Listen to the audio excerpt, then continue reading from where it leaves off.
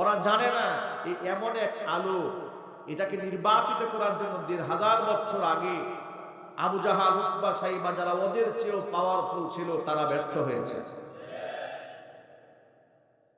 ফেরাউন ব্যর্থ হয়েছে, কোরআনের ফেরাউন ব্যর্থ হয়েছে ইসলামের আলো শেষ করে দিতে। নমরুদ ব্যর্থ হয়েছে আল্লাহর দ্বীন শেষ করতে। কারুন ব্যর্থ হয়েছে, যেখানে ইতিহাস বলে দ্বীনের আলো ধ্বংস করতে যারা এসেছে তারা ব্যর্থ হয়েছে। ওরা কোন সাহসে চেয়েছিল বাংলাদেশ থেকে ইসলাম মিটাই দেবে? কথা বলেন ঠিক কিনা বলেন? এদেরকে শিক্ষিত বলার কোনো গুঞ্জাইশ নাই, কোনো সুযোগ নাই। এগুলো হলো জাহিলের মুরাক্কাব। এগুলো এমন মূর্খ যে মূর্খ নিজেও জানে না ও কি জানে না। ইসলাম বিরোধিতা করার জন্যই তারা বিরোধিতা করেছে। কথা বলতে হবে ঠিক কিনা? উচিত ছিল কোরআনে কারীমকে নিয়ামত মনে করা, কোরআনপন্থীদেরকে নিয়ামত মনে করা। কারণ এই দেশের প্রকৃত দেশপ্রেমিক হচ্ছে এই মাটির ওলামায়ে কেরাম। সন্দেহ আছে নাকি আপনাদের? এদেশের আলেমরা সর্বনিম্ন পারিশ্রমিক গ্রহণ করে সর্বোচ্চ সেবাটা মানুষকে তারা দিয়ে থাকে। মসজিদের ইমাম, মুয়াজ্জিন, খাদেমদের আপনারা কয় টাকা বেতন দেন? তারা যে সার্ভিসটা দিচ্ছে আন্দাজ করতে পেরেছেন কোনোদিন? ৫-৭ হাজার টাকা বেতনে কি করে একজন মানুষের সংসার চলে? বছরের পর বছর, যুগের পর যুগ আপনাকে জাহান্নাম থেকে বাঁচাবার জন্য তার প্রচেষ্টার কোনো কমতি নাই। কথা বলতে হবে ঠিক কিনা? সেই সমস্ত আলেম ওলামাদেরকে প্রতিনিয়ত তারা তুচ্ছ তাচ্ছিল্য করেছে।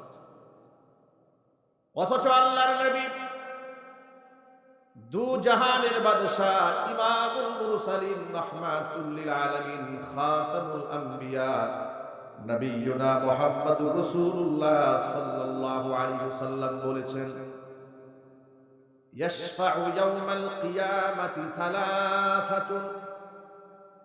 কিয়ামতের দিন আল্লাহর হুকুম ছাড়া যেদিন কেউ কথা বলতে পারবে না, আল্লাহ পাক ৩ শ্রেণীর মানুষকে সেদিন সুপারিশ করার জন্য সুযোগ করে দিবেন। ১ নম্বর শ্রেণী হচ্ছে আল আম্বিয়া, নবীগণ আল্লাহর দরবারে কিয়ামতের দিন সুপারিশকারী হবেন। সুম্মাল উলামা, নবীগণের পরে আল্লাহ পাক আলেমদেরকে সুযোগ করে দিবেন, তারা যেন জাতির মানুষের জন্য সুপারিশ করে মানুষদেরকে জান্নাতে নিয়ে যায়। ৩য় নম্বরে সুম্মা শুহাদা, আল্লাহ পাক শহীদদেরকে সুযোগ দেবেন সুপারিশ করার জন্য, তোমরা সুপারিশ করে মানুষদেরকে জান্নাতে নিয়ে যাও। ভিন্ন একটা হাদিসের মধ্যে এসেছে, ইউকালু লিল আবিদি উদখুলুল জান্নাহ, আবেদকে বলা হবে উদখুলিল জান্নাহ, তুমি জান্নাতে প্রবেশ করো। ওয়া ইউকালু লিল আলিমি কিফ, আলেমকে বলা হবে তুমি একটু দাঁড়াও। আবেদকে পাঠিয়ে দেওয়া হবে জান্নাতে, কোনো দায়িত্ব তার নাই। আলেমকে আল্লাহ পাক বলবেন কিফ, ও আলেম তুমি দাঁড়িয়ে যাও। ওয়াশফা তুশাফা, তুমি আজকে মানুষের জন্য সুপারিশ করো, তোমার সুপারিশ আজকে মঞ্জুর করা হবে। অফি রিওয়ায়াতিন ওয়াশফা লিন নাস, তুমি মানুষের জন্য সুপারিশ করো। আল্লাহু আকবার বলেন। যে নবীগণ কিয়ামতের ময়দানে আল্লাহর দরবারে সুপারিশ করবেন,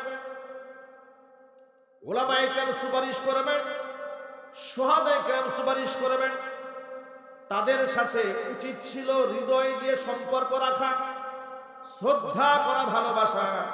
অথচ এই ৩টা শ্রেণীকেই তারা শত্রু বানিয়েছিল। জোরে বলেন ঠিক কিনা বলেন? আমি আপনাদেরকে বলতে চাই হাদিসের ভাষা থেকে, নবীজি সাল্লাল্লাহু আলাইহি ওয়াসাল্লাম বলেছেন, আল মারউ মা মান আহাব্বা। হাদিসের বর্ণনাকারী সাহাবীর নাম হচ্ছে আনাস ইবনে মালিক রাদিয়াল্লাহু তাআলা আনহু। রাসূলের সেই ছোট্ট সাহাবী 10 বছর বয়সে নবীজির খাদেম হয়েছেন। হযরত আনাসের বয়স যখন 20 বছর হয়েছে, নবীর ইন্তেকাল হয়ে যায়। আনাস ইবনে মালিক বলেন, খরাজনা মা'আন নবী সাল্লাল্লাহু আলাইহি ওয়াসাল্লাম মিনাল মসজিদিন নববী, নবীজির সাথে নামাজ পড়ে মসজিদ নববী থেকে বের হলাম। ফাজা রাজুলুন, এমন সময় এক ব্যক্তি এসেছে। ওয়াসাআলা, আল্লাহ রাসূলকে প্রশ্ন করে বলছেন, মাতা তাকুমুস সাআ ইয়া রাসূলুল্লাহ, ও আল্লাহ রাসূল কিয়ামত কবে কায়েম হবে বলেন। ফাসাকাতা, নবী চুপ হয়ে গেলেন, জবাব নাই। আবার জিজ্ঞেস করলেন, হে রাসূল আপনি বলুন কবে কিয়ামত কায়েম হবে। নবীজি আবার চুপ হয়ে গেলেন, কোনো জবাব দিলেন না। তৃতীয়বার আবার জিজ্ঞেস করলেন, মাতা তাকুমুস সাআ ইয়া রাসূলুল্লাহ, আল্লাহর নবী আপনি কিছুই বললেন না, কিয়ামত কবে কায়েম হবে। আপনাদের কাছে জানতে চাই, আপনারা বলেন তো কিয়ামত কবে কায়েম হবে এই খবরটা একমাত্র কার কাছে আছে? আল্লাহর নাম বলতে কষ্ট হচ্ছে ভাই? একটু জোর আওয়াজে মন প্রাণ উজাড় করে বলেন না আল্লাহ। কেন বললাম এই কথাটা শুনে? এরও একটা কারণ আছে। জোরে বলতে বলেছি, এর একটা কারণ আছে। বিগত জীবনে ওয়াজের প্যান্ডেলে জোর আওয়াজে আল্লাহু আকবার নারায়ে তাকবীর বললে মুসলমানের সন্তান মোদির পুতেরা স্টেজ থেকে বাধা দিত। কথা বলেন না? আমার অসংখ্য ওয়াজ রেকর্ড আছে, ভিডিও আছে, ইউটিউবের সার্চ দিয়ে দেখে নেবেন। আমি স্টেজে বসে আছি, মামুনুল হক স্টেজে আসবেন, এমন সময় লোকেরা আবার আলোচনায় ইমানি শক্তি যখন বৃদ্ধি পেয়েছে, মুসলমান নারায়ে তাকবীর আল্লাহু আকবার স্লোগান দিয়েছে। চেয়ারম্যান সাহেব নরসিংদীতে পিছনের থেকে দাঁড়ায় বলতেছে, এক কেউ স্লোগান দেবে না, মুসলমানের বাচ্চা আল্লাহু আকবার বলতে দেয় নাই। পরবর্তীতে পুরো মাহফিল জুড়েই শ্রোতারা আল্লাহু আকবার স্লোগান দিয়েছে। আমি সিলেটের এক মাহফিলে প্রতিবাদ জানিয়ে বলেছিলাম, এরপর থেকে কোন মুসলমানের সন্তান যদি মাহফিলে আল্লাহু আকবার জোর আওয়াজে বলতে বাধা দেয়, তাকে লাথি মেরে স্টেজ থেকে নামাই দেবে। বিপ্লব বড়ুয়া নামক এক কুলাঙ্গার পুলিশের দায়িত্ব পালন করে বলেছিল আল্লাহু আকবার হচ্ছে নিষিদ্ধ দলের স্লোগান। আমি আমার ভাষায় বলেছিলাম, যে লোকটি বলেছে নিষিদ্ধ দলের স্লোগান আল্লাহু আকবার, নিশ্চয়ই তার জন্ম হয়েছে নিষিদ্ধ পল্লীতে। তা না হলে আল্লাহু আকবার স্লোগান নিষিদ্ধ দলের স্লোগান তারা বলে কি করে? ঠিক কিনা বলে? যুবকেরা, এই জন্য আল্লাহর নামটা খুব মহব্বতের সাথে স্বাধীনভাবে নেবেন, কারণ এই বিজয় আল্লাহ আমাদের দান করেছেন। 5ই আগস্টের এই বিজয় কে দিয়েছেন বলেন তো আপনারা? ছাত্ররা দিয়েছে, হুজুররা দিয়েছে, আলেমরা দিয়েছে। বিজয় কে দিয়েছে? চিল্লায় বলেন আল্লাহু আকবার।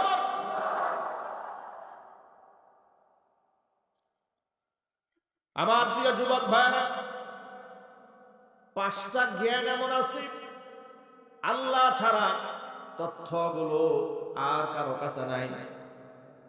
কোরআন বলেছে, ইন্নাল্লাহা ইনদাহু ইলমুস সাআ ওয়া ইউনাজ্জিলুল গায়থা ওয়া ইয়ালামু মা ফিল আরহাম ওয়া মা তাদরি নাফসুম মাযা তাকসিবু গাদা ওয়া মা তাদরি নাফসুম বিআইয়ি আরদিন তামুত ইন্নাল্লাহা আলীমুন খাবীর। আল্লাহ পাক বলেন, 5টি জ্ঞান একমাত্র আমি আল্লাহর কাছে সংরক্ষিত আছে। আমি আল্লাহ ছাড়া লা ইয়ালামুহু নাবিয়্যুন মুরসালুন, প্রেরিত কোন নবী রাসূল এই কথা জানেন না। ওয়ালা মালাকুন মুকাররাবুন, নৈকট্যপ্রাপ্ত কোন ফেরেশতারও তার ইলম নাই। সেই 5টা জিনিস কি শোনেন? ইন্নাল্লাহা ইনদাহু ইলমুস সাআ, কিয়ামতের জ্ঞান একমাত্র আমি আল্লাহর কাছে আছে। কবে কিয়ামত হবে দুনিয়ার কোন নবী রাসূল তো জানেনই না, এমনকি আমার নৈকট্য প্রাপ্ত ফেরেশতা জিবরাইল, মিকাইল, ইসরাফিল, হযরত আজরাইল তারাও জানেন না। একমাত্র কে জানেন? একমাত্র কে জানে? গেল একটা কথাটা খুব মনে রাখবেন, কিয়ামতের জ্ঞান আল্লাহ ছাড়া কারো জানা নাই। এক। 2 নম্বর হচ্ছে ওয়া ইউনাজ্জিলুল গায়থা, মেঘমালা কোথায় বৃষ্টি বর্ষণ করবে তার খবর আবহাওয়া অধিদপ্তরে থাকে না। থাকে না কিনা? আবহাওয়া অধিদপ্তর থেকে বলা হয় যে 26 তারিখ সারাদিন বৃষ্টি হবে, সারা রাত বৃষ্টি হবে, বৃষ্টি হওয়ার সম্ভাবনা আছে। ঠিক কিনা বলেন? অনেক সময় বৃষ্টি না হয়ে এমন রৌদ্র উঠে পাগল হয়ে যায় মানুষ। ঠিক না ভাই? এখন তো মোবাইল অ্যাপসে দেখা যায় এক সপ্তাহ পর্যন্ত আবহাওয়ার পূর্বাভাস লক্ষ্য করা যায়, কিন্তু অনেক সময় মেলে না। অনেক সময় মিলে, অনেক সময় মিলে না। কারণ প্রকৃত জ্ঞানটা কার কাছে আছে? আরো যদি বলুন, আল্লাহর কাছে আছে। আল্লাহ বলছেন এই জ্ঞানটা আমি আল্লাহ ছাড়া আর কার কাছে আছে? 2 নম্বর। 3 নম্বর হলো ওয়ায়ালামু মা ফিল আরহাম, মাতৃগর্ভে যে সন্তান থাকে ওটা ছেলে হবে না মেয়ে হবে, শিক্ষিত হবে না পাগল হবে, সুস্থ হবে না অসুস্থ হবে, জিন্দা হবে না মুর্দা হবে, ওই জ্ঞান একমাত্র আমি আল্লাহ ছাড়া আর কারো কাছে নাই। আছে নাকি? কয় নাম্বার গেল? 3 নাম্বার। 4 নাম্বার হলো ওয়ামা তাদরি নাফসুম মাযা তাকসিবু গাদা, পৃথিবীর কোনো মানুষ জানে না আগামীকাল সে কি করবে। যদি আগামীকাল সম্পর্কে, আগামীকাল তো দূরের কথা, আজকের এই রাতের শেষ মুহূর্তটা কি হবে, আজ থেকে আর মাত্র 1 মিনিট পরে কি হবে, এ সম্পর্কে আমাদের কারো কোনো ইলম নাই। আছে? আরো জোরে বলেন। এই যে একটা দেশ, একটি রাষ্ট্র পরিচালিত হয়, কত ইন্টেলিজেন্স থাকে, কত গোয়েন্দা বিভাগ থাকে, এসএসএফ থাকে, একেবারে স্পেশাল সিকিউরিটি ফোর্স থাকে, ডিবি থাকে, ডিজিএফআই থাকে, এনএসআই থাকে। এত গোয়েন্দা সংস্থা থাকার পরেও স্বৈরাচারী জানতো না আজকে তাকে পালাতে হবে। কথা বলেন ঠিক না বলেন? স্বৈরাচারী যদি জানতো যে আজকে তাকে পালাতে হবে, তাহলে 10-12 পদের রান্না গণভবনে হতো না। কথা বলেন। এত পদের রান্না হতো না, এত পদের রান্না হতো না। আপনারা তো তথ্য অনেকে হয়তো জানেন না, মজাদার রান্না হয়েছে, খাবারও সময় পায় নাই, পালাতে হয়েছে। এমনকি সে সময় চেয়েছিল সেনাবাহিনীর কাছ থেকে যে আমাকে 1 ঘন্টা সময় দেওয়া হোক, আমি জাতির উদ্দেশ্যে একটা ভাষণ দিয়ে যাই। সেনাবাহিনী বলেছে আপনার সময় 45 মিনিট। ভাষণ দিবেন না গাঁটটি বুসকা গুল করবেন, সেটা আপনার সিদ্ধান্ত, কিন্তু চামড়া না থাকলে কিন্তু আমি দায়ী। আল্লাহু আকবার বলবেন না? আল্লাহু আকবার বলেন। আমি আমার ভাষায় কি বলেছি জানেন? আমি আমার ভাষায় বলেছি, তুমি বাংলাদেশের অসংখ্য আলেমকে বিনা নোটিশে তার কর্মসংস্থান থেকে তুমি বের করে দিয়েছে। আমি আমার জুমার মসজিদে 8 বছর বোটবাজার সেন্ট্রাল মসজিদে খুতবা দিয়েছি, আমাকে বিদায়ী খুতবা দেওয়ার সুযোগ দেয় নাই। আমাকে সেখান থেকে প্রশাসনের চাপ দিয়ে কর্তৃপক্ষকে বলেছে তাকে রিজাইন দেন। কর্তৃপক্ষ বলেছে রিজাইন কেন দিব, অপরাধ বলে কেন আমাদের খতিব সাহেবকে আমরা এখান থেকে রিজাইন লেটার পাঠাবো?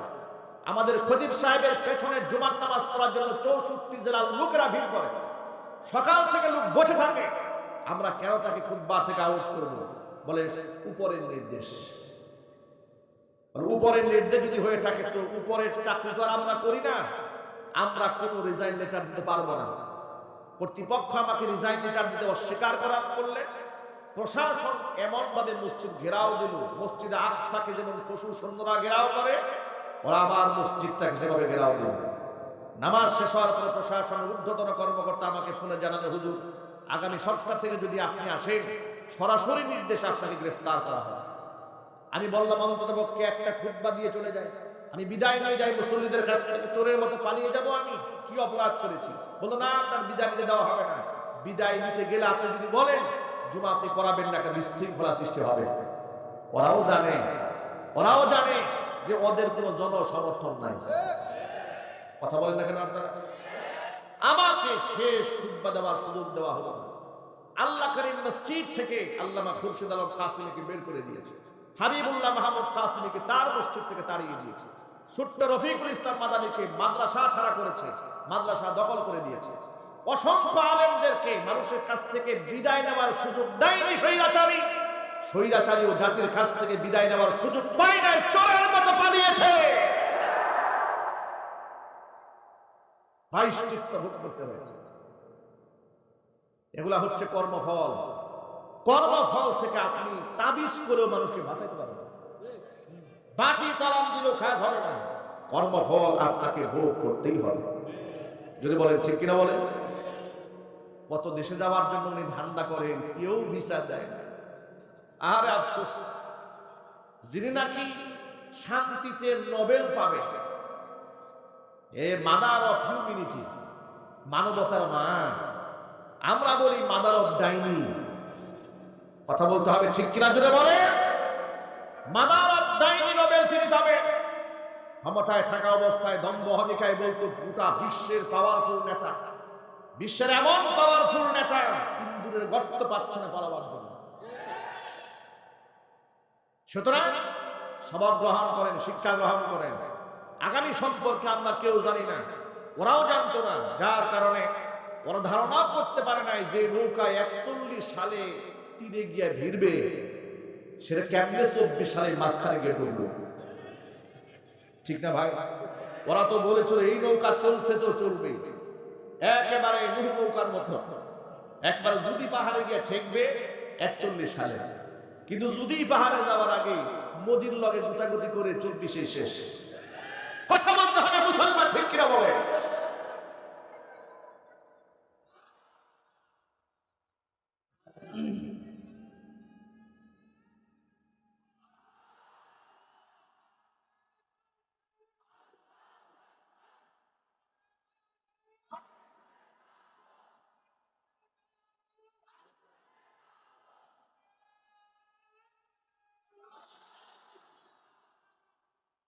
এই কথাটা, এই যে আমার ভাই স্লোগানে বলেছেন আল কোরআনের আলো সংসদে জ্বালো, এই কথাটা কি আপনারা বিগত জীবনে স্বাধীনভাবে বলতে পেরেছেন? কুমিল্লাটা আমার মনে আছে, কত বছর আগে সে কথা মনে নাই, কিন্তু ঘটনা কুমিল্লা লালমাইতে ঘটেছে। আমি খুতবা দিচ্ছি, বক্তৃতা করছি, এমন সময় মাঝখান থেকে এক লোক দিয়েছে স্লোগান, সেই জাতের স্লোগান। এক সময় বলেছে ভারতের দালালেরা হুঁশিয়ার সাবধান। এই বেচারা যে ভারতের দালালেরা হুঁশিয়ার সাবধান বলেছে, একটু পরে পুলিশ স্টেজে ভরে গেছে। এসব আগে বলে হুজুর বয়ান শেষ করে দোয়া করা, ওয়াজ আর হবে না। কেন? বলেছে ভারতের দালালেরা হুঁশিয়ার সাবধান। আমি বললাম না শ্রোতায় বলেছে আমার দোষ কি? না হয় সে বলেছে ভারতের দালালেরা হুঁশিয়ার সাবধান, তো ভারতের দালাল তো সে বলেছে, কিন্তু নাম তো সে বলে নাই। আপনাদের গায়ে লাগলো কেন? কথা বলছে কিনা বলেন। বাতি চালান দিয়েছে চোর ধরার জন্য, বাতি তো ওই দিকে যাবে, চোর দিকে, ঠিক না ভাই? আমার প্রিয় বন্ধুগণ, আল্লাহ পাক যেন এই কথাকে কবুল করেন। আল কোরআনের আলো ঘরে ঘরে জ্বালো, আল কোরআনের আলো সংসদে জ্বালো। সংসদ পর্যন্ত কোরআন যাওয়ার দরকার আছে না নাই? পক্ষে আছেন কারা কারা? তো হাত দেখতে চাই। আল্লাহ তুমি প্রতিটা হাতকে ইসলামের কর্মী বানায় দাও, ইসলামের সৈনিক বানায় দাও। আমার প্রিয় যুবক ভাইরা, মূল কথায় ফিরে আসি।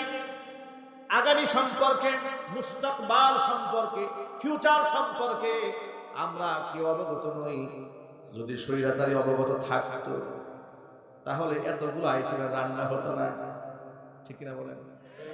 স্বৈরাচারী বলেছে আমার তো চাওয়া পাওয়া বলতে কিছু নাই, এত বড় আল্লাহর ওলি আপনারা তারাই দিলেন, কাজটা কিছু হইল।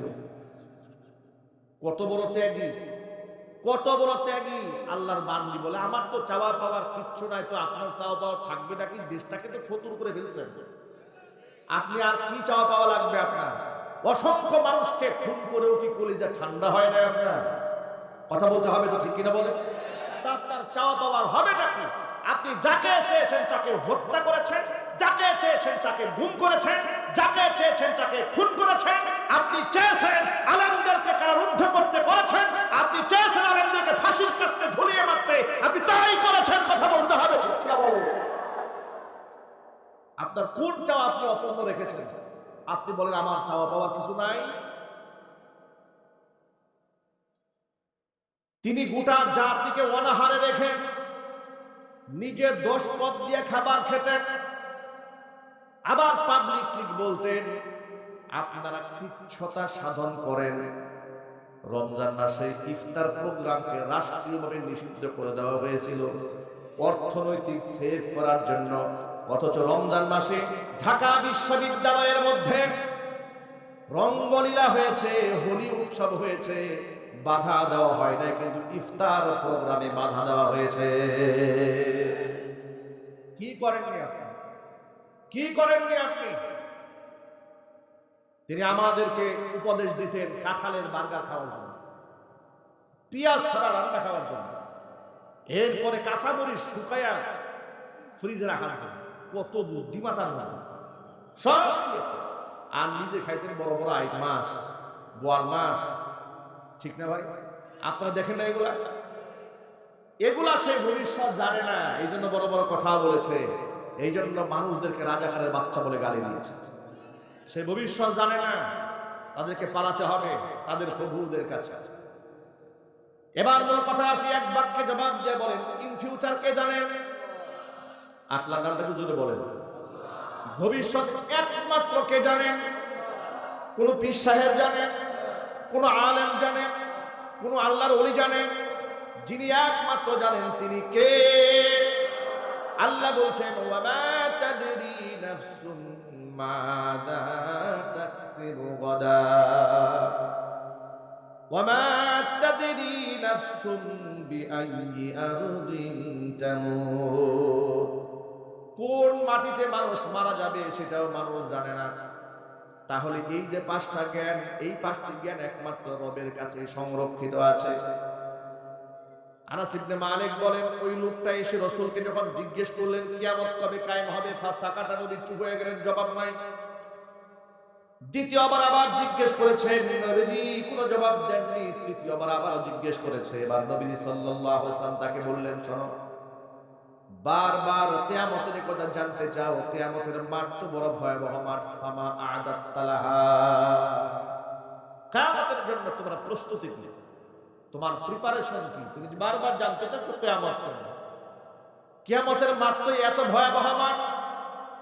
ইয়াউমা ইয়াফিরুল মারউ মিন আখিহি ওয়া উম্মিহি ওয়া আবিহি ওয়া সাহিবাতিহি ওয়া বানিহি। কিয়ামতের মাঠে তো ইয়াউমা ইয়াফিরুল মারউ মিন আখিহি, মানুষ তার ভাই থেকে, ওয়া উম্মিহি তার মা থেকে, ওয়া আবিহি তার বাবা থেকে, ওয়া সাহিবাতিহি তার স্ত্রী থেকে, ওয়া বানিহি তার সন্তানদের থেকে মানুষ পলায়ন করবে। এত ভয়াবহ মাঠ, সেই মাঠের জন্য তোমার প্রস্তুতি কি? সাহাবী বলছেন ইয়া রাসূলুল্লাহ, ইয়া হাবিবাল্লাহ, কিয়ামতের মাঠের জন্য অনেক নামাজ, অনেক রোজা, অনেক দান সদকা জমা করতে পারি নাই, তবে অন্তর থেকে আল্লাহ এবং তার রাসূলকে বড্ড ভালোবাসি।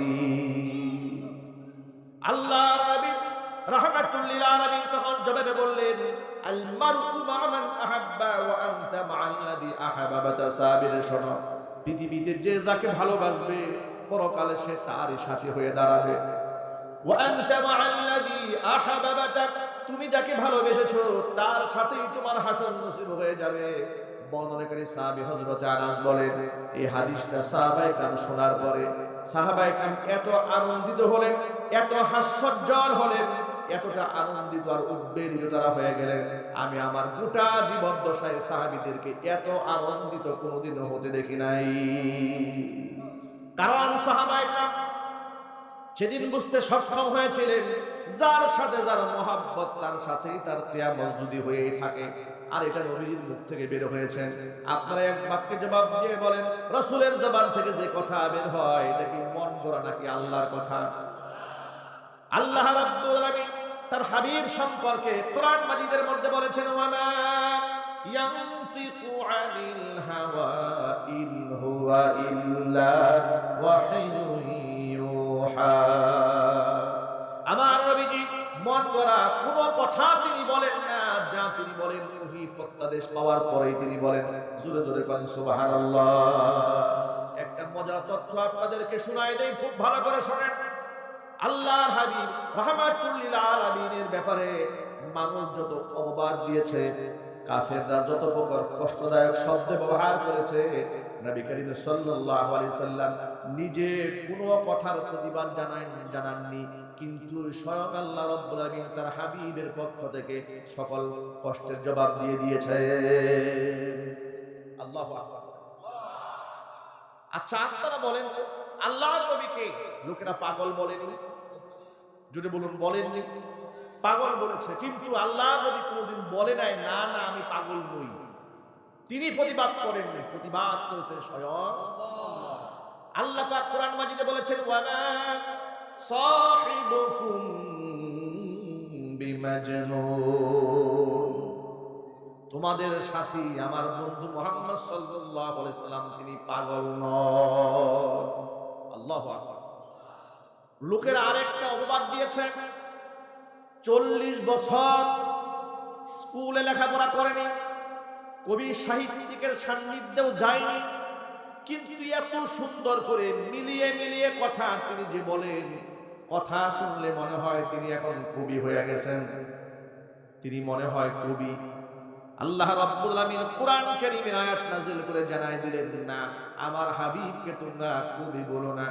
ওয়ামা হুয়া বিকাউলি শাইরিন কালিলাম মা তুমিনুন।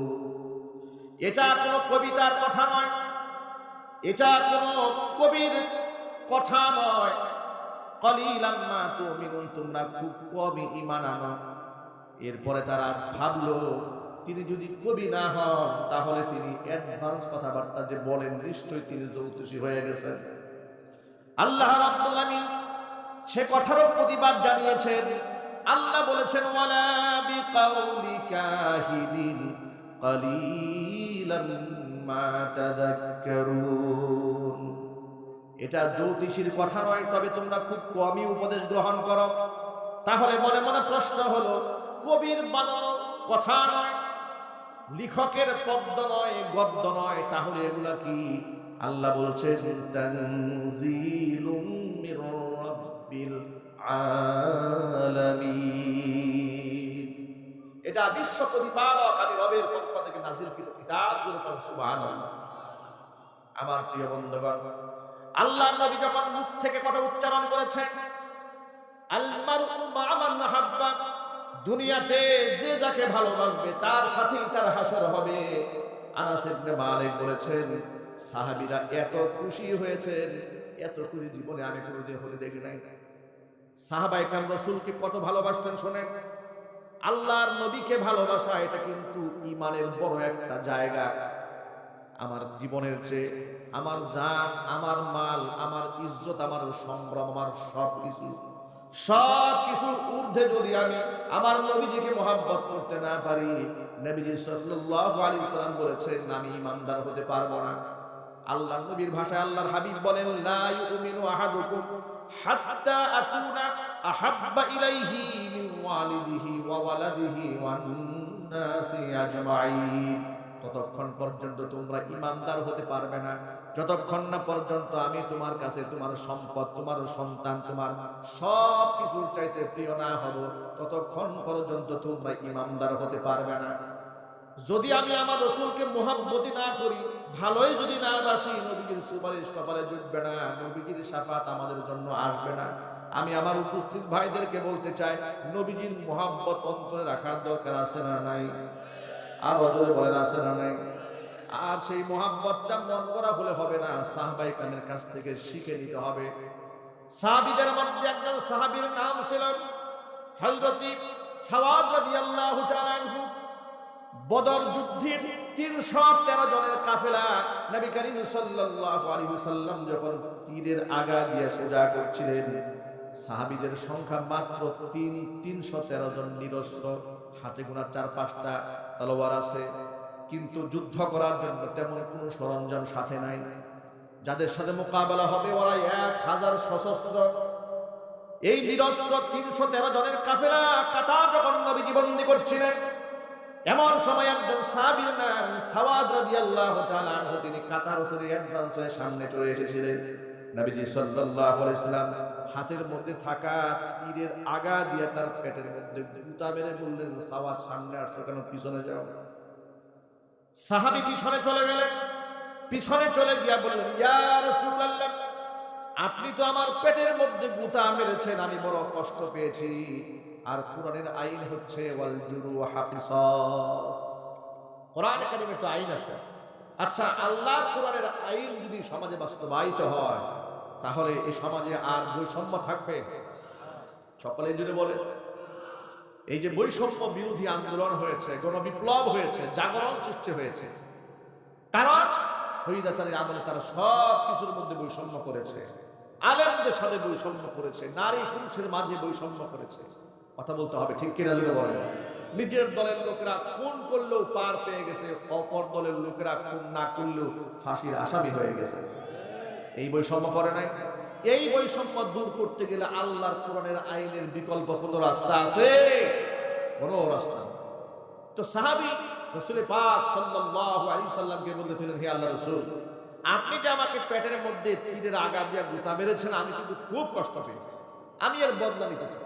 আল জুরুহা কিসাস, আমি বদলা নিলাম।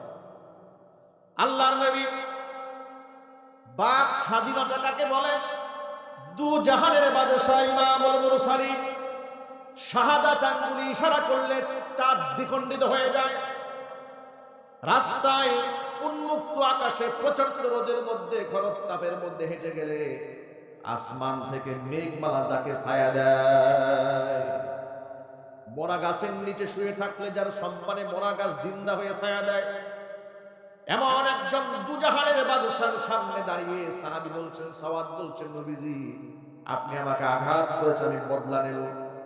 সাথে সাথে নবীজির হাতে থাকা তীরখানা তার হাতে ধরাই দিলেন, নাও বদলা। সাহাবী বলছেন, ইয়া রাসূলুল্লাহ, আপনি আমাকে যখন পেটের মধ্যে গুতা মেরেছিলেন, আমার পেটের মধ্যে চাদর দিয়ে আবৃত করা ছিল, উন্মুক্ত ছিল, কিন্তু আপনার দেহ তো চাদর আবৃত করা, আপনি চাদর খোলেন। রাহমাতুল লিল আলামিন সাথে সাথে গায়ের চাদরখানা উন্মুক্ত করে সাহাবীর জন্য প্রতিশোধের সুযোগ করে দিলেন। এবার নবীজি সাল্লাল্লাহু আলাইহি সাল্লামের উন্মুক্ত দেহখানা সামনে নিয়ে সাহাবী নিজের হাতে তীরখানা মাটিতে ফেলে দিয়া আল্লাহর নবীকে বুকের সাথে জড়ায় দিয়ে হুজুরের দেহ মোবারকের মধ্যে চুমা খাইতে থাকলেন। আল্লাহু আকবার বলেন। কত মুহাব্বত রাসূলের। চুমা খেয়ে থাকলেন, চোখের পানি ছেড়ে বলেন, ইয়া রাসূলুল্লাহ, ইয়া হাবিবাল্লাহ, যার মুহাব্বতে জীবন দিতে পারি, যার মুহাব্বতে দেশ ছাড়তে পারি, যার মুহাব্বতে পরিবার ছাড়তে পারি, এমন ব্যক্তির কাছ থেকে আমি বদলা নেব, আপনি কি করে ধারণা করলেন? নবীজি বললেন, সাওয়াদ এই কাজটি তুমি কেন করলে? সাওয়াদ বললেন, নবীজি আমরা সদস্য মাত্র ৩১৩ জন, নিরস্ত্র, প্রতিপক্ষ ১০০০ সশস্ত্র, জানি না এই জিহাদের মধ্যে আমরা গাজী হইয়া বাড়ি ফিরতে পারি নাকি শাহাদাতের পেয়ালা পান করে দুনিয়া থেকে চিরদিনের জন্য বিদায় হয়ে যায়। যদি এটা আমার জীবনের শেষ মুহূর্ত হয়ে থাকে, আপনার পবিত্র দেহের সাথে আমার দেহটা একটু লাগাইয়া ধন্য বানাই নিলাম, যাতে করে আপনার দেহ মোবারকের ছোঁয়ায় আমার দেহটা জাহান্নামের আগুন থেকে বেঁচে যায়। ও আমার ভাই, এই জন্য কোরআন মাজিদে আল্লাহ রাব্বুল আলামিন বলেছেন, আমিনু কামা আমানান নাস, ঈমান আনো সেইভাবে যেভাবে লোকেরা ঈমান এনেছে। এর মানে হচ্ছে আমানাস সাহাবা, সাহাবায়ে কেরামের ঈমান হচ্ছে তোমাদের জন্য ঈমানের মডেল এবং নমুনা। আল্লাহু আকবার। সাহাবীদের মুহাব্বত আমাদের জন্য মডেল, সাহাবীদের আমাল আমাদের জন্য মডেল। জোরে বলেন আল্লাহু আকবার। আমার যুবকেরা, নবী করিম সাল্লাল্লাহু আলাইহি ওয়াসাল্লামকে সাহাবায়ে কেরাম এরকম মুহাব্বত করেছেন, এমন ভালোবাসা তিনি দিয়েছেন। হুজুর সাল্লাল্লাহু আলাইহি ওয়াসাল্লাম বলেছেন, আসহাবী কান নুজুম ফাবিআইহিম ইকতাদাইতুম ইহতাদাইতুম, আমার সাহাবীরা হচ্ছে আসমানের নক্ষত্র সমতুল্য। লক্ষ লক্ষ সাহাবীদের ভেতর থেকে যে কারো অনুসরণ যদি তুমি করো, হেদায়েত প্রাপ্ত হয়ে যাবে। জোরে জোরে বলেন সুবহানাল্লাহ। ভাইরা আমার, আল্লাহর নবী রাহমাতুল লিল আলামিন বলেছেন, দুনিয়াতে যার সাথে যার মুহাব্বত, পরকালে তার সাথেই তার কিয়ামত। আমি আপনাদের কাছে জানতে চাই, নবীদের সাথে মুহাব্বত রাখার দরকার আছে না নাই? আরো জোরে বলেন। নবীদের সাথে মুহাব্বত রাখার অর্থ কি? নবীদের রেখে যাওয়া যে সমস্ত আমালগুলো আছে, যেই সমস্ত আমানত রয়েছে, আমরা সকলে জাতির পিতা ইব্রাহিম আলাইহিস সালাতু ওয়াস সালামের রূহানী সন্তান। তিনি আমাদের জাতির পিতা। এক বাক্যে জবাব দিয়ে বলতে হবে, জাতির পিতার নাম কি? এই কথাটা কদিন আগে খুশি মনে বলতে পেরেছেন? খালি তাকাইছেন ডান পাশে আর বাম পাশে। কথা বলেন না, চিন্তা করেন নাই কি নিয়ামত আল্লাহ পাক দিলেন। এখন মন খুলে বলতে পারছেন জাতির পিতার নাম কি? অনেকেই বলে না, ভয় পায় মনে হয় এখনো। কি আপা চট করে আসবে? অনেকে এখনো অনেকেই কথা বলতে ভয় পায়, মনে মনে ভাবে আপা যদি চট করে আসে, আর বেটা আপা তো চট করে আসবেই, ফাঁসির কাস্টে ঝুলার জন্য আসবে। কথা বলতে হবে, ঠিক কিনা জোরে বলে। চেয়ারে বসার জন্য আসবে না, তাকে আনা হবে ফাঁসির কাস্টে ঝুলাই দেওয়ার জন্য। আচ্ছা, সে যে অসংখ্য মানুষকে খুন করেছে, এই ব্যাপারে কি আপনাদের কারো কোনো সন্দেহ আছে? প্রত্যক্ষ এবং পরোক্ষভাবে সে ছিল খুনি, ঠিক কিনা বলেন? সে তো বিডিআর বিদ্রোহের মাধ্যমে বাংলাদেশের শ্রেষ্ঠ সন্তান সেনা অফিসারদেরকে নির্মমভাবে সে হত্যা করে গোটা বাংলাদেশটাকে কাফের বেঈমানদের কাছে জিম্মি বানিয়ে দিয়েছে। 5 মে রাতের আধারে গণহত্যা চালিয়ে আলেম সমাজের মধ্যে ত্রাস সৃষ্টি করে দিয়েছিল। আবার শহীদদের রক্তের সাথে তামাশা করে জাতীয় সংসদে দাঁড়িয়ে বলেছে হেফাজতের কর্মীরা গায়ের মধ্যে রং মেখে শুয়েছিল, পুলিশ দেখে দৌড় দিয়েছে। ভাবা যায় শহীদদের রক্তের সাথে এত বড় বেঈমান, এত বড় নাফরমানি কথাবার্তা মানুষ বলে কি করে? শুধু কি তাই, তিনি বলেছিলেন সেদিন ওই 5 মে যে গণহত্যা দিবস আমরা বলি, গণহত্যার সেই রাত কালো অধ্যায় হয়ে থাকবে ইতিহাসের পাতায়। সে বলেছে কোন গুলাগুলির ঘটনা সেদিন ঘটে না। তাকে জাতীয় মিথ্যাবাদী বললে কি আমার গুনাহ হবে? একটু জোরে বলেন না। তাকে যদি আমি জাতীয় মিথ্যাবাদী বলি ভুল হবে? জাতীয় মিথ্যাবাদী আলেমদের রক্তের সাথে বেঈমানি করেছে, কথা বলতে হবে, ঠিক কি? অসংখ্য আলেম আমাদেরকে নির্মমভাবে হত্যা করেছে, গুম করেছে, খুন করেছে। আমি আমাকে দিয়ে বলি 2013 সালে মাহফিল মঞ্চ থেকে নামিয়ে সরাসরি থানার গারদে ঢুকিয়েছে। ওসি সাহেবকে বলেছে কি অপরাধ আমাকে নিয়ে আসছে? তিনি বললেন হুজুর কিচ্ছু বলতে পারবেন না, সব উপরের নির্দেশ। গেল সকালবেলা কোর্টে যখন দাঁড় করিয়েছে, দেখি মামলা হাজিরার মধ্যে লিখেছে, মামলার এজাহারে লিখেছে আব্দুর রহিম মাদানী, উনি বিএনপি উপদেষ্টা। উনি গোপন বৈঠকে ছিলেন 100 মানুষ নিয়ে। গোপন বৈঠকে পুলিশ যখন ধাওয়া দিয়েছে, সব মানুষ পালায় গেছে, 5-7 জন পালাইতে পারে না, এর মধ্যে আমি একজন। আমার পকেটে 16টা ককটেল পাওয়া গেছে। মামলা লিখেছে। আপনি আন্দাজ করতে পারেন আমি যখন কারাগারে ঢুকলাম, সেখানকার চোর বাটপারেরাও বলেছে আল্লাহর গজব করুক ওদের উপর। যারা খুনের মামলার আসামি তারাও বলেছে যে এই লেভেলে আলেমদেরকে তারা গ্রেফতার করে আল্লাহ লানত করুক এদের উপরে। এইরকম আচরণ ওরা করেছে। হাতের মধ্যে হাত তারা পরিয়ে আদালতের দরুর রশিদিয়া টেনে মানুষের সামনে দাঁড় করে আমাদেরকে অপমানিত করেছে, লাঞ্ছিত করেছে। আমাদের এই দৃশ্য দেখে দেশের মানুষ চোখের পানি ছেড়েছে, আমাদের জন্য রোজা রেখেছে, কান্না করেছে, আল্লাহর কাছে দোয়া করেছে।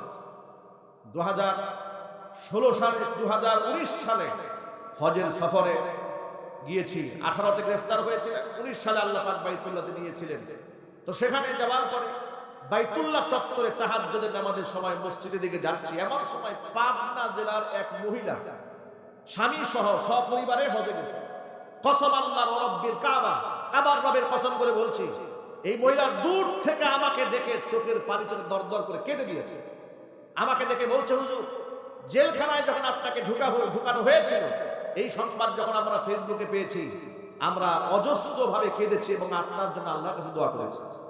এমনকি তাহাজ্জুদের সময় এই বাইতুল্লাহ চত্বরে দাঁড়িয়ে আল্লাহর কাছে বলেছিলাম, আল্লাহ জীবনে একবার যেন হুজুরকে দেখতে পারি। মাত্র দোয়া করে তাহাজ্জুদের নামাজ পড়ে মসজিদ থেকে বের হয়েছে, আর সাথে সাথে আপনার সাথে আল্লাহ পাক দেখা করে দিয়েছে। আল্লাহু আকবার বলবেন না? আমি আমার কেরামতি বুঝাবার জন্য বলি নাই, আল্লাহর কসম, কারণ এখানে আমার কেরামতি কিছুই নাই। কেরামতি যদি হয় তো ওই মহিলার হয়, ঠিক কিনা বলেন? সে তো আল্লাহর কাছে দোয়া করেছে, আল্লাহ তার দোয়াকে মঞ্জুর করে নিয়েছে। তাহলে আলেমদের জন্য দোয়া করেছে তৃণমূল থেকে গোটা পৃথিবীর অজস্র মানুষ আলেমদের জন্য কেঁদেছে, চোখের পানি ফেলেছে, রমজান মাসের মতো রোজা রেখেছে, নফল রোজা রেখেছে আলেমদের জন্য। আর আলেমদেরকে যারা জাতির সামনে ভিলেন বানিয়েছে, দুশ্চরিত্র বানাবার চেষ্টা করেছে, জঙ্গি বানাবার নাটক সাজিয়েছে, আজকে ওদেরকে ধরে যখন জেলখানায় পুরে দিয়েছে, ওদেরকে যখন রশি দিয়া বেঁধে বেঁধে আদালতে হাজির করা হয়, জনগণ এদের জন্য দোয়া না করে জুতা এবং স্যান্ডেল দিয়ে উপহার পাঠায়। কথা বলতে হবে যুবকেরা, ঠিক কিনা জুড়ে বলেন। আপনাদেরকে এক বাক্যে জবাব দিতে হবে, এদেশের আলেমরা কি জঙ্গি প্রতিষ্ঠায় কাজ করেছে, সন্ত্রাসবাদ করেছে, চাঁদাবাজি করেছে? তাহলে জঙ্গি তকমাটা আলেমদেরকে ওরা লাগিয়েছে। কথা বলেন ঠিক কিনা বলেন। আজকে যেই জঙ্গি তকমায় তারা আলেমদেরকে নির্যাতন করেছে, সেই জঙ্গি মামলায় নিজেরা আজকে চিরদিনের জন্য নিষিদ্ধ হয়ে গেছে।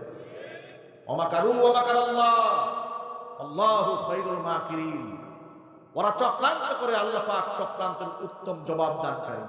আল্লাহ কোরআনে বলেছেন ইন্নাহুম ইয়াকিদুনা কায়দা ওয়া আকিদু কায়দা। ওরা চক্রান্ত করে, ওরা নিজেরা চক্রান্ত আছে, কৌশল করে, কিন্তু ওরা জানে না আমার মতো সুকৌশলী পৃথিবীতে আর নাই। যে গর্ত ওরা করেছিল আলেমদেরকে ডুবায় মারার জন্য, সেই গর্ত ওরা নিজেরা করেছে। যে ট্রাইব্যুনাল তৈরি করেছে আল্লামা সাঈদী রাহিমাহুল্লাহর মতো আল্লাহর ওলিদেরকে মিথ্যা মামলা দিয়ে ফাঁসির কাস্টে ঝুলায় মারার জন্য, সেই ট্রাইব্যুনালে শেখ হাসিনার বিরুদ্ধে আদালতে মামলা হয়েছে, সেখান থেকে গ্রেফতারি পরোয়ানা জারি হয়েছে। ইনশাআল্লাহ ওই ট্রাইব্যুনালে তার তৈরিকৃত আইনে ওর ফাঁসি হবে। এই খুনির ফাঁসি হোক, এটা আপনারা কি চান? কারা কারা চান? আমি দোয়া দেখতে চাই।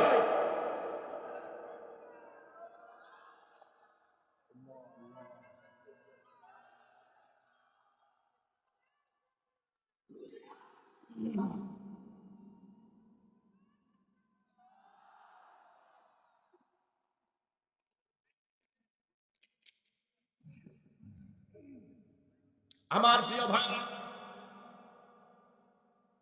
আলেম আমাদেরকে জঙ্গি তকমা দিয়েছিল ওরা, অথচ আপনারা এক বাক্যে জবাব দিয়ে বলবেন বাংলাদেশে হাজার হাজার মাদ্রাসা আছে না নাই? সবাই জুড়ে বলেন। কোন মাদ্রাসার ছাত্ররা অস্ত্রবাজি করে মাদ্রাসা বন্ধ করেছে? একটা ঘটনা আছে। কোন মাদ্রাসার মধ্যে মাদক পাওয়া গেছে, গাঁজা, আফিম, হেরোইন? কোন মাদ্রাসায় ছাত্রী ধর্ষিতা হয়েছে, নির্যাতনের শিকার হয়েছে? এরপরও এরা হয়ে গেছে দেশের শত্রু, ওরা হয়ে গেছে বন্ধু, যারা বিশ্ববিদ্যালয়ে ধর্ষণ করে সেঞ্চুরি করে উদযাপন করেছে। কথা বলতে হবে ঠিক কিনা বলেন। ওরা আমাদেরকে সন্ত্রাস বলতো, মৌলবাদ বলতো, উগ্রবাদ বলতো, অথচ আমাদের মাদ্রাসার মধ্যে সার্চ দিলে কি পাওয়া যাবে? অসংখ্য কোরআন শরীফ পাওয়া যাবে। কথা বলেন না কেন? আচ্ছা, আমি কি মিথ্যা কথা বলছি আপনাদের সামনে? কোরআন পাওয়া যাবে, হাদিসের কিতাব পাওয়া যাবে, তাফসীরের কিতাব পাওয়া যাবে, তাসবিহ পাওয়া যাবে, জায় নামাজ পাওয়া যাবে, কিন্তু সেখানে হকি স্টিক পাওয়া যাবে না। জুড়ে বলেন। চাইনিজ কুরআন পাওয়া যাবে না, লগি বৈঠা পাওয়া যাবে না। আর ওদের এই সোনার ছেলেদের হলে যখন সার্চ দেওয়া হয়েছে, কি সুন্দর সুন্দর তাহাজ্জুদের সরঞ্জাম, ঠিক না? বড় বড় রামদা, এগুলা পাওয়া যায় নাই, হকি স্টিক পাওয়া যায়নি। ওরা সারা জীবন সন্ত্রাস কর্মকাণ্ড করে, নিজেরা জঙ্গিবাদ কায়েম করে,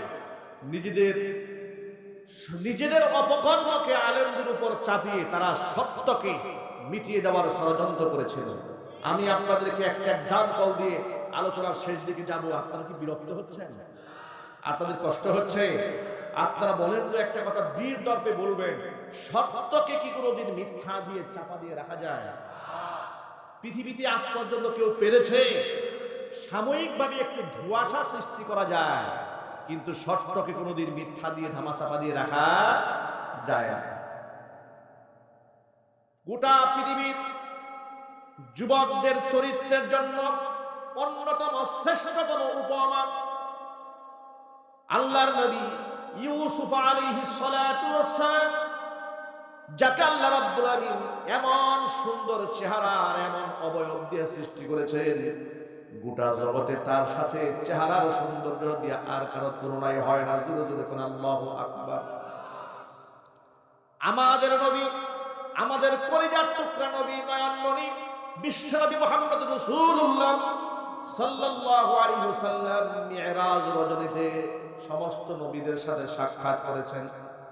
সাক্ষাৎ হওয়ার পরে দুনিয়াতে আসার পরে সাহাবীদের মাঝে গল্প করেছেন। সাহাবীদেরকে ডেকে ডেকে বলেছেন, ও সাহাবীরা, আমার ভাই ইউসুফের সাথে যখন আমার দেখা হলো, জিবরাইল আলাইহিস সালাতু ওয়াসসালাম যখন পরিচয় করায় দিলেন যে ইনার নাম হচ্ছে হযরত ইউসুফ, আমি তার চেহারার দিকে যখন তাকালাম, আমার কাছে মনে হয়েছে গোটা পৃথিবীর সৌন্দর্যতাকে যদি দুটা ভাগে ভাগ করা যায়, তাহলে অর্ধেকটা সৌন্দর্যতা আল্লাহ রাব্বুল আলামিন গোটা বিশ্বের মধ্যে বন্টন করে দিয়েছে, আর গোটা পৃথিবীর সমস্ত সৌন্দর্যতার বাকি অর্ধেক আমার ভাই ইউসুফের চেহারার মধ্যে আল্লাহ পাক দান করে দিয়েছে। ভাবা যায়, এটা কিন্তু সাধারণ মানুষের স্টেটমেন্ট নয়, এটা সাধারণ মানুষের মন্তব্য নয়। এই মন্তব্য হযরত ইউসুফ সম্পর্কে করেছেন নবিয়ুনা মুহাম্মদ রাসূলুল্লাহ সাল্লাল্লাহু আলাইহি ওয়াসাল্লাম। অপারেটর ভাই একটু সাউন্ড বাড়াই দেওয়া যায় না? কথা টানতেছে না, কষ্ট হচ্ছে কথা বলতে আমার। ইউসুফ আলাইহিস সালাতু ওয়াসসালামের চেহারা সম্পর্কে রাসূল পাক সাল্লাল্লাহু আলাইহি ওয়াসাল্লাম এই মন্তব্য করেছেন। আচ্ছা, আপনারা কি আন্দাজ করতে পারেন যে মানুষ কতটা সুন্দর হলে চেহারার দিকে তাকিয়ে এক মুহূর্তে তৎকালীন যুগের মেয়েরা ফল না কেটে হাত কেটে ফেলে দিয়েছিল? এটা কি পৃথিবীর সাধারণ কোনো চেহারার সাথে তার তুলনা হয়?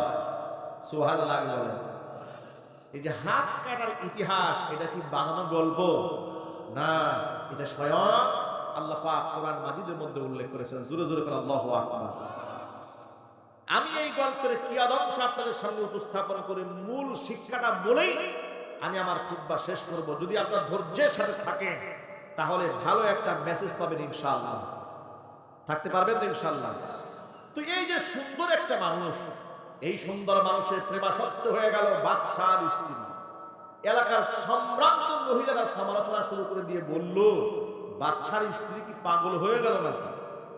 একটা গোলামের প্রেমে প্রেমাসক্ত হয়েছে, একটা গোলাম তার বাড়িতে থাকে, খরিদ করে আনা হয়েছে, এমন একজন ব্যক্তির প্রেমে প্রেমাসক্ত হয়েছে, এই মহিলা কি পাগল টাগল হলো? জুলাইখা যখন শুনেছে, বিরাট লম্বা ইতিহাস, এলাকার সম্ভ্রান্ত সমস্ত মহিলাদেরকে নিজের বাড়ি দাওয়াত দিচ্ছে। একটু আপনাদেরকে কোরআনের ভাষায় শোনায়। আল্লাহ রাব্বুল আলামিন বলেছেন, ফালাম্মা সামিআত বিমাকরিহিন্না আরসালাত ইলাইহিন্না ওয়া আ'তাদাত লাহুন্না মুত্তাকাআ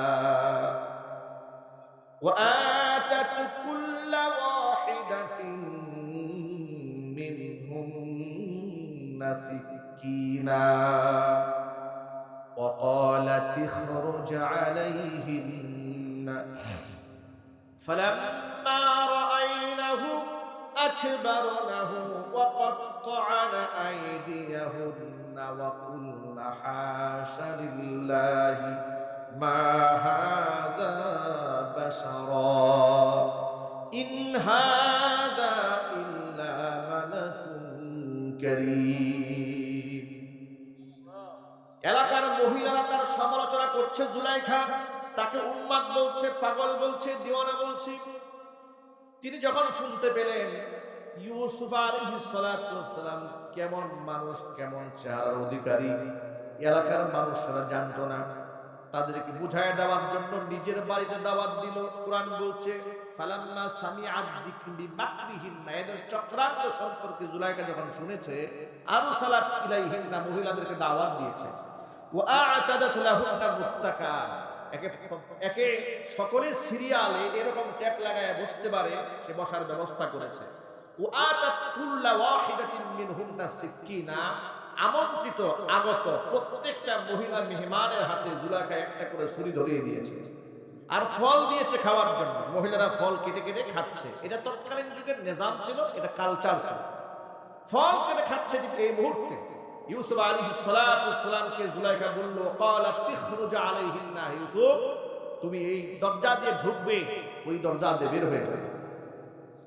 ইউসুফ আলাইহিস সালাতু ওয়াসসালাম এক দরজা দিয়ে ঢুকেছে, আর এক দরজা দিয়ে বের হয়েছে। এতটুকু নজর পড়েছে, এক মুহূর্তের জন্য নজর পড়েছে আগত মেহমানদের হযরত ইউসুফের চেহারা। এই চেহারা দেখা মাত্র কোরআনে আল্লাহ বলেছেন, আগে বলেন আল্লাহু আকবার, আরো জোরে। এটা তো আমার কথা বলবো না, আল্লাহ কি বলেছেন সেটা আগে শুনুন। কোন আল্লাহু আকবার। আল্লাহ বললেন, ফালাম্মা রাআইনাহু, মহিলারা যখন আমার নবী ইউসুফকে দেখল, আকবারাহু আই আ'জাবানাহু, একেবারে বিস্মিত হয়ে গেল। এমন বিস্মিত হয়েছে, এমন অবাক তারা হয়েছে, ওয়াকাত্তা'না আইদিয়াহুন্না, হাত কেটে ফেলেছে। ওয়াকুলনা, এরা বলে ফেলেছে, হাশা লিল্লাহ, কসম রবে, মা হাদা বাশারা, এটা তো মানুষ হতে পারে। এই চেহারা ব্যক্তি মানুষ হতে পারে না।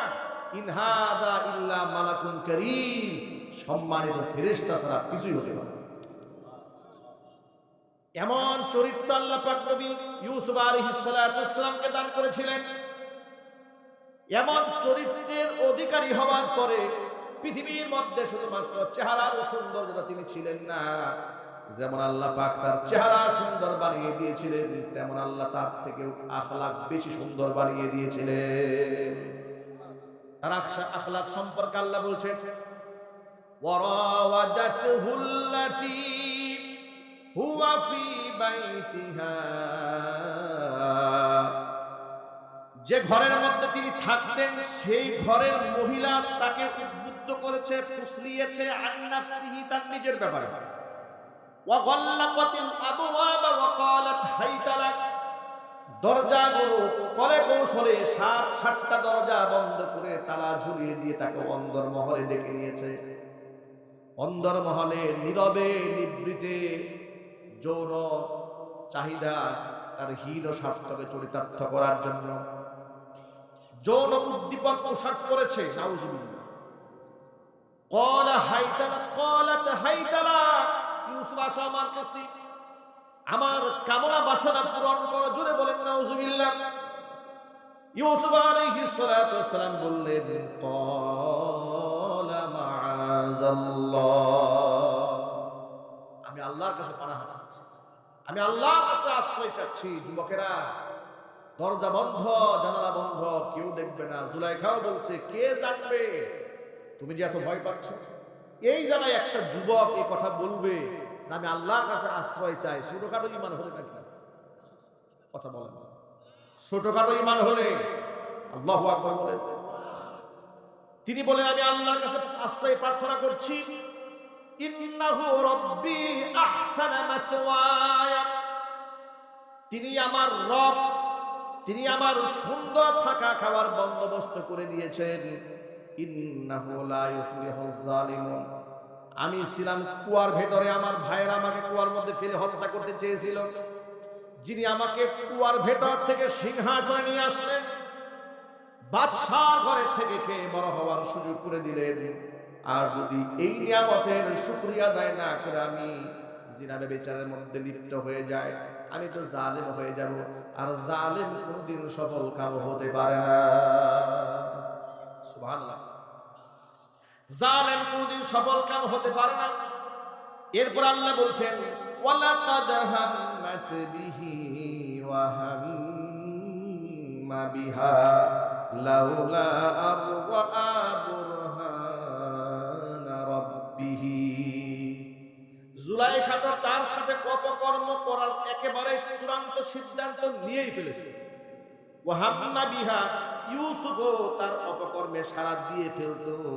লাউলা আরআ বুরহানা রাব্বিহি, যদি তার রব আমি আল্লাহর নিদর্শন সে দেখতে না পেত।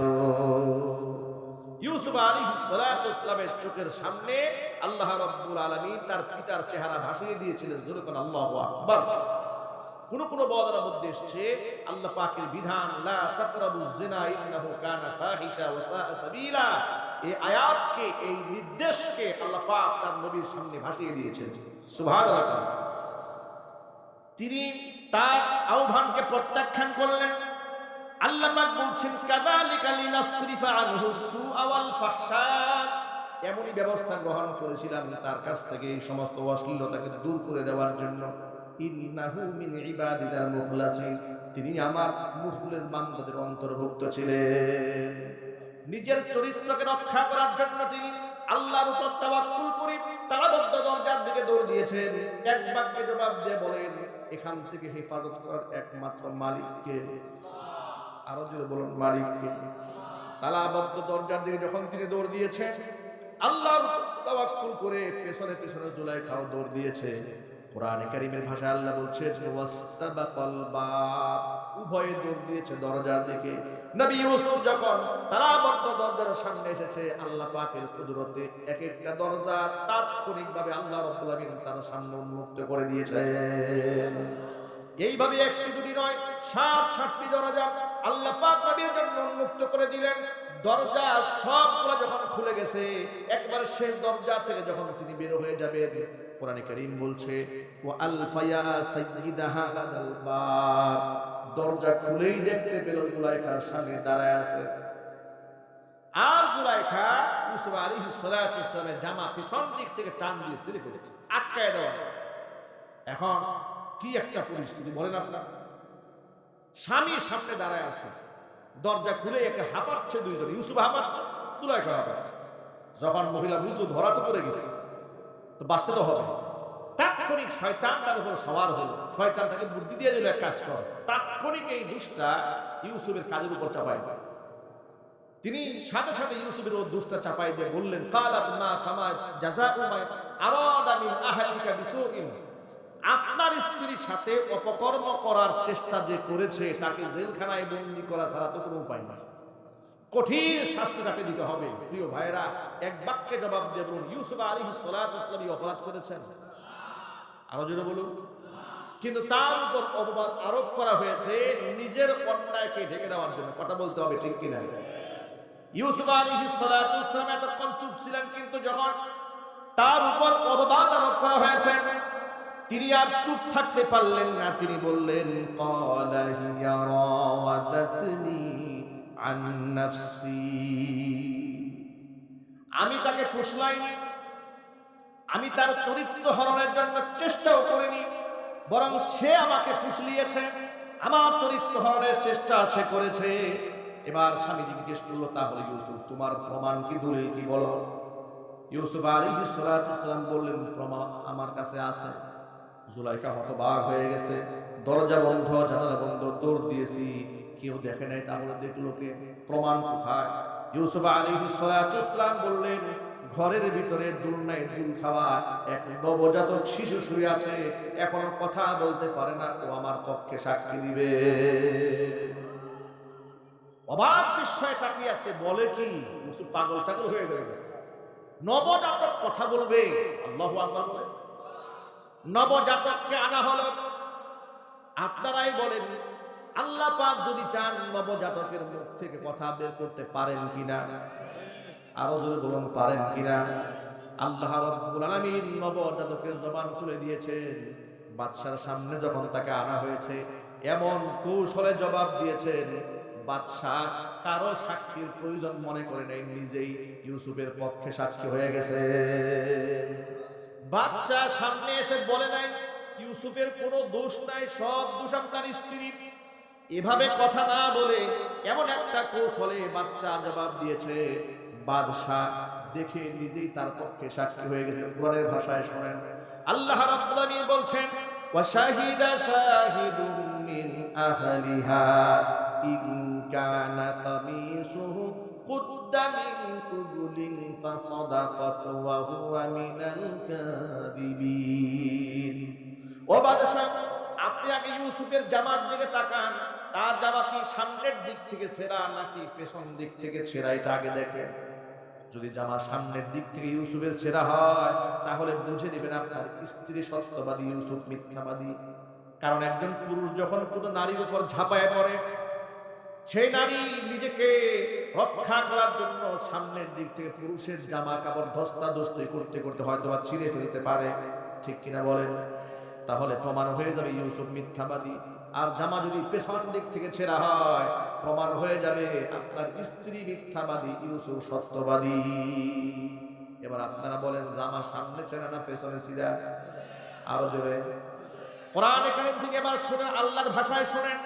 আল্লাহ বলছেন ফালাম্মা রাআ কামিসাহু কুদ্দা মিন দুবুরিন ক্বালা ইন্নাহু মিন কাইদিকুন্না ইন্না কাইদাকুন্না আযীম।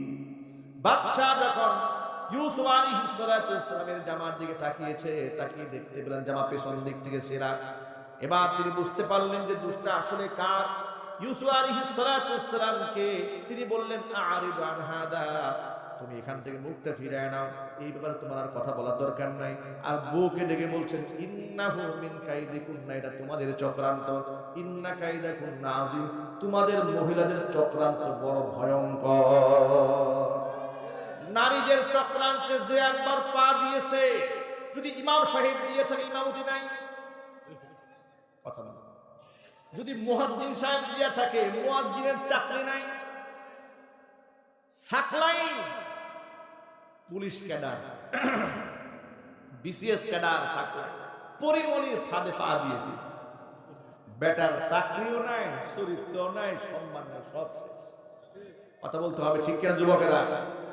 এই জন্য যেখানে সেখানে পা দেওয়া যাবে না, সাবধান। ইন্না কাইদাকুন্না আযীম, মহিলাদের চক্রান্ত বড় ভয়ঙ্কর। এটা সব মহিলা না, আবার যারা নিকার মহিলা তারা পৃথিবীর শ্রেষ্ঠ সম্পদ। চিল্লাকেন আল্লাহু আকবার। মহিলাদের চক্রান্ত বড় ভয়ঙ্কর। আমি এই উপমা, এই ঘটনা শুরু থেকে শেষ পর্যন্ত টানতে গেলে 6 মাসেও শেষ হবে না, এত শিক্ষা এখানে আছে। আমি লম্বা একটা ঘটনার সার সংক্ষেপ মাঝখান থেকে আপনাদের সামনে উপস্থাপন করেছি, একটা মেসেজ দেওয়ার জন্য। সত্যকে কোনোদিন মিথ্যা দিয়া ধামাচাপা দিয়ে রাখা যায় না, ঠিক কিনা যদি বলেন? আচ্ছা, নিরপরাধ ইউসুফ আলাইহিস সালাতু ওয়াসসালামের উপরে অপবাদের মিথ্যা বুঝা চাপিয়ে দেওয়ার চক্রান্ত সিদ্ধান্ত জুলাইখার যে শয়তানের ওয়াসওয়াসায় পড়ে নিয়েছিল, সেই শয়তান বোধহয় মারা গেছে। আছে বাংলাদেশে নাই, আছে না নাই? যে শয়তান চক্রান্ত করে জুলাইখাকে উদ্বুদ্ধ করেছিল নিরপরাধ ইউসুফ আলাইহিস সালাতু ওয়াসসালামের উপরে অপবাদের বোঝা চাপিয়ে দেওয়ার জন্য, সত্যকে আড়াল করে মিথ্যাকে প্রতিষ্ঠা করার জন্য যে শয়তান চক্রান্ত করেছিল, সেই শয়তান আজও বাংলাদেশে আছে না নাই?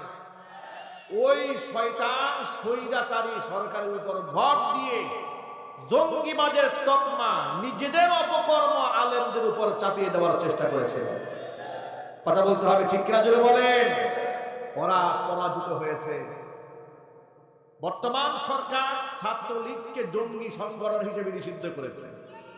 আবার আবেদন আসছে যে আওয়ামী লীগকে নিষিদ্ধ করে দেওয়া যায় কিনা রাষ্ট্রীয়ভাবে। আমি বলবো এই দেশে আইন করে লাভটা কি? গোটা জনগণ তো এদেরকে 16 বছর আগেই তালাক দিয়েছে। কথা বলতে হবে ঠিক কিনা জোরে বলেন? 16 বছর আগে তালাক দিয়েছে বিদায় তো তারা পালায় গেছে, ওকে নিষিদ্ধ করার দরকার থাকে। পচা জিনিসটি তো আলোচনায় দরকার নাই। এই বাংলাদেশে অনেক তন্ত্রমন্ত্র দেখা হয়েছে, অনেক লোভনীয় প্রস্তাব এই জাতির সামনে উপস্থাপন করা হয়েছে। জাতি বুঝে গেছে সব মিথ্যা, চাঁদাবাজি, ভণ্ডামি ছাড়া কিছু নয়। অতএব আগামীর সংসদ, আগামীর বাংলাদেশ হবে কোরআনের সংসদ এবং কোরআনের বাংলাদেশ। এই জন্য গোটা বাংলাদেশ থেকে, সমস্ত উপজেলা থেকে, 300 আসন থেকে আলেমদের নেতৃত্ব আসুক। এটা কি আপনারা চান? কারা কারা চান? গোয়েন দেখান, কারা কারা চান?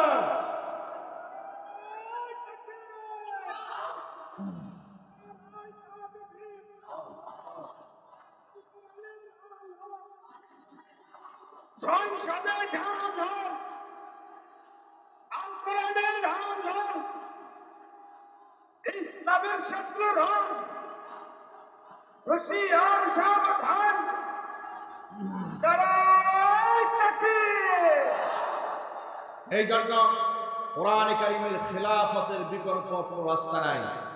ইনশাআল্লাহ বলেন, আল্লাহর কোরআনের খেলাফত কায়েম করতে হবে। ইনশাআল্লাহ বলেন, যদি খেলাফত প্রতিষ্ঠিত হয় এ জাতি মুক্তি লাভ করবে।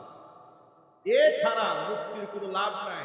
চেয়ার পরিবর্তিত হবে, এক চোর যাবে আরেক চোর আসবে, ছোট চোর যাবে বড় চোর আসবে, ছোট ডাকাত যাবে বড় ডাকাত আসবে, ছোট সন্ত্রাস যাবে বড় সন্ত্রাস আসবে, আর সমস্ত সন্ত্রাসী কর্মকাণ্ড বন্ধ হয়ে যাবে কোরআন যদি প্রতিষ্ঠিত হয়ে যায়। ঠিক কিনা বলেন? আফগানিস্তান যেমন মাত্র 2 বছরে ঘুরে দাঁড়িয়েছে, গোটা পৃথিবীর মধ্যে মডেল রাষ্ট্র হয়ে যাচ্ছে আফগানিস্তান। বলেন ইনশাআল্লাহ, বলেন আলহামদুলিল্লাহ। আল্লাহ যেন আফগানের মতো বাংলাদেশকেও কবুল করে নেন, জোরে করে আমিন। সুতরাং যার সাথে যার মহব্বত তার সাথেই তার কিয়ামত। আমাদের মহব্বত হবে নবীদের সাথে, আমাদের মহব্বত হবে উলামাদের সাথে, আমাদের মহব্বত হবে শহীদদের সাথে, আর আমাদের সংগ্রাম হবে কোরআনে কারিম রাজ কায়েম করার জন্য। আল্লাহ রাব্বুল আলামিন আমাদের সকলকে কবুল করেন, মঞ্জুর করেন। সকলে জোরে বলুন আমিন। মালিক তুমি জান্নাতে তোমার পাশে আয়, একটি ঘর বানিয়ে দিও, একটি ঘর বানিয়ে